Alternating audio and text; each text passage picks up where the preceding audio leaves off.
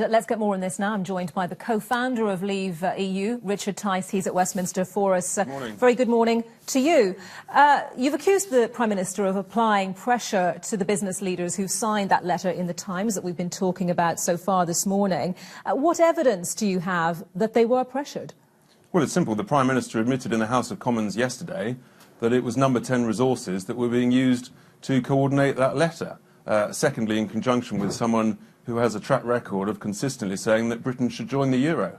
So, isn't that just how you would use your resources, though, as well, to encourage business leaders to back your campaign?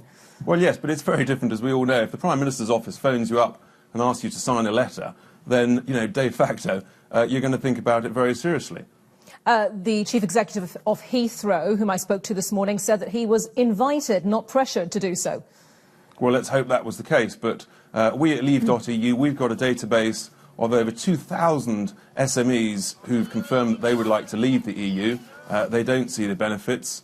And we're going to be organising a letter of over 1,000 of those SMEs. So, we can all play with numbers. But the reality is that there is no evidence that leaving the European Union would damage our trade with the EU at all. There are lots of countries around the world who are not members of the EU who trade very successfully with it. Just to come back to that in a second, but first of all, on that point of whether people were pressured or not, you admit, therefore, that people may have been invited to sign the letter rather than being pressured. Well, we all know what's happened. They've been phoned up and said, there's number 10 on the line, or number 10 would like you to sign a letter. Will you or won't you? Clearly there is a degree of invitation, but also a significant degree of potential pressure there.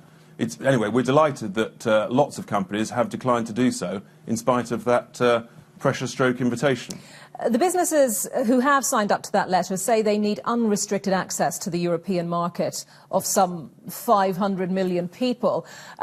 Talk to us about whether a vote to leave would bring more restrictions for businesses here. Well, of course it wouldn't. There is a legal obligation on the European Union after we exit to organise and to negotiate and to sign a free trade agreement with the United Kingdom. And as I said before, you don't have to be in the European Union in order to trade with it. There are lots of countries around the world who very successfully trade with the European Union who don't even have a free trade agreement. Just finally, how are you going to translate this big picture story, if you like, to the ordinary voter in the street? How are you going to convince them that what you are saying here, that what businesses are saying, is what they should vote for? Well, I think there are a number of issues that concern ordinary members of the public. Their primary concern, actually, are issues of sovereignty, about who makes our laws, who controls our own borders.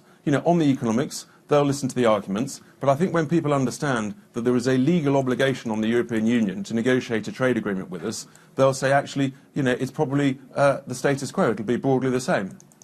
OK, Richard Tice, Leave.EU co-founder, thank you very much for your time this morning.